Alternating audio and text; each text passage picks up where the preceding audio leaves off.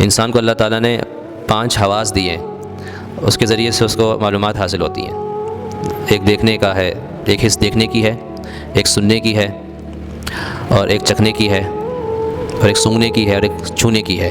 یہ 5 جن کو حواس خمسہ 5 سینسز اللہ نے دیے ہیں، اور ان میں سے ہر ایک حد تک کام کرتی ہے، اس کے بعد اس کا کام ختم ہو جاتا ہے، اس سے آگے اس کی رسائی نہیں ہے۔ مثال کے طور پہ میری آنکھیں صرف یہ سامنے دیوار تک دیکھ رہی ہیں، دیوار کے پیچھے لڑکے کرکٹ کھیل رہے ہیں، وہ مجھے نظر نہیں آ رہا ہے، لیکن میرے کان ان کی آواز سن کے معلوم کر لیں گے، پہچان لیں گے کہ واقعی پیچھے لڑکے کرکٹ کھیل رہے ہیں۔ تو کان کی رسائی وہاں تک ہو گئی، آنکھ کی رسائی نہیں ہوئی، اور بسا اوقات آنکھ کی رسائی کان سے بھی زیادہ ہو جاتی ہے۔ مثال کے طور پہ ہم نے دیکھا وہ آسمان پہ بادلوں پہ ایک جہاز اڑتا ہوا جا رہا ہے، تو ہمیں نظر تو آ رہا ہے، آنکھیں تو دیکھ رہی ہیں، لیکن اس کی آواز ہمیں نہیں آ رہی، حالانکہ اس کی آواز بہت تیز ہے۔ تو اس کان کی رسائی وہاں تک نہیں، آنکھ کی ہے۔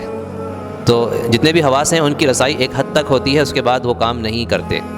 لیکن ان 5 حواس سے بڑھ کر ایک اور چیز ہے جس کی رسائی ان 5 حواس سے آگے ہے، اور وہ عقل ہے۔ اب مثال کے طور پہ میں ممبر پہ بیٹھا ہوں، اب ممبر کو آپ میں سے بہت سو نے نہیں دیکھا ہوگا بنتے ہوئے، تو آپ نے اپنی آنکھوں سے نہیں دیکھا ہے، اور نہ آپ نے جب بن رہا تھا اس وقت اس کی کوئی آواز سنی ہوگی کہ آرے سے لکڑی کو چیرا جا رہا ہے، ٹھوکا جا رہا ہے، تو نہ آپ نے اس وقت اس کو دیکھا نہ سنا، لیکن آپ اپنی عقل سے یہ فیصلہ کر سکتے ہیں کہ اس کو کسی نے بنایا ہے۔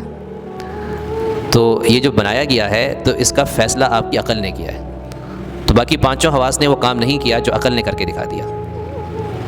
تو اس سے معلوم ہوا کہ حواس خمسہ جو ہیں ان کی رسائی ایک حد تک ہے، اس حد پہ جا کے اس سے آگے وہ کام نہیں کرتے، اور اس سے آگے پھر انسان کی عقل کام کرتی ہے۔ لیکن یاد رکھیں کہ عقل کی بھی ایک حد ہے، ایسا نہیں ہے کہ عقل لامحدود سوچتی ہے، وہ ایک حد تک سوچتی ہے، البتہ عقل کی رسائی جہاں تک ہوتی ہے اس سے آگے پھر انسان کیا کرے گا، اس سے آگے پھر انسان کو ایک اور چیز کی ضرورت پڑتی ہے جو عقل کے بعد کام کرتی ہے، اور وہ ہے وحی، جو اللہ تعالیٰ اپنے نبی پر نازل کرتا ہے۔ تو عقل کی جہاں حد ختم ہوتی ہے وہاں سے وحی کی ابتدا ہوتی ہے۔ اگر انسان کی یہ ماننے کو تیار نہیں ہے کہ جنات بھی ہیں، فرشتے بھی ہیں، میرے بھی دائیں کندھے پر ایک فرشتہ موجود ہے، بائیں کندھے پر بھی ایک فرشتہ موجود ہے، اس کے علاوہ ویسے بھی کچھ فرشتے موجود ہیں جس کے بارے میں فرمایا کہ انسان کی حفاظت کے لیے کچھ فرشتے ہیں، لیکن ہمیں نظر نہیں آ رہے۔ تو اگر صرف انسان عقل سے سوچے تو کبھی یہ نہیں مانے گا کہ بھئی فرشتے بھی ہیں، دنیا میں موجود ہیں، اس کے قریب موجود ہیں۔ تو اب یہ فرشتوں کا وجود یہ کس نے بتایا ہمیں؟ یہ وحی نے بتایا۔ وحی کے ذریعے ہمیں پتہ چلا کہ فرشتے بھی ہیں، وحی کے ذریعے ہمیں پتہ چلا کہ مرنے کے بعد انسان نے دوبارہ زندہ بھی ہونا ہے، ورنہ ہم اپنی آنکھوں سے دیکھتے ہیں جو مر گیا سو مر گیا، ختم ہو تو مٹی ہو گیا، اس کو تو ہم نے کبھی دوبارہ زندہ ہوتے ہوئے نہیں دیکھا ہے۔ تو کیسے پتہ چلا دوبارہ زندہ ہوگا؟ وحی نے بتایا۔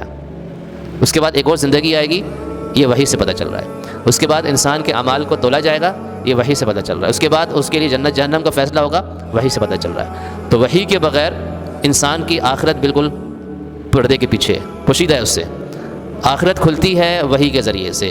تو اس لیے وحی کی سب سے زیادہ ضرورت ہے، کیونکہ وحی سے انسان کی اخروی زندگی بنے گی، اس سے رہنمائی ہمیں لینی پڑے گی۔ اسی نے بتایا ہے کہ تم ظلم کرو گے تو آخرت میں پکڑ ہے، اور تم اچھائی کرو گے تو تمہیں نام ملے گا۔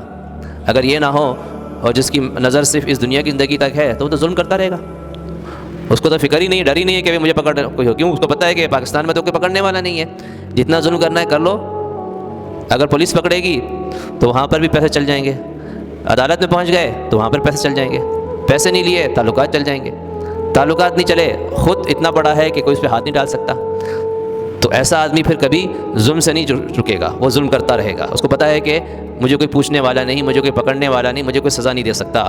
تو اس لیے پھر ہمیں ماننا پڑے گا کہ آخرت ہے، ورنہ تو ظالم جیسا ظلم کرتا رہے، اگر اس کی کوئی پکڑ نہیں ہونی تو پھر تو انصاف کہاں چلا گیا؟ انصاف کا تقاضا یہ ہے کہ جو ظالم ہے ظلم کرے گا اس کی پکڑ ہو اس کو، اور مظلوم کو انصاف دلایا جائے۔ تو اس کے لیے اللہ تعالیٰ نے ایک دن مقرر کیا ہے۔ تو یہ باتیں کون بتاتے ہیں ہمیں؟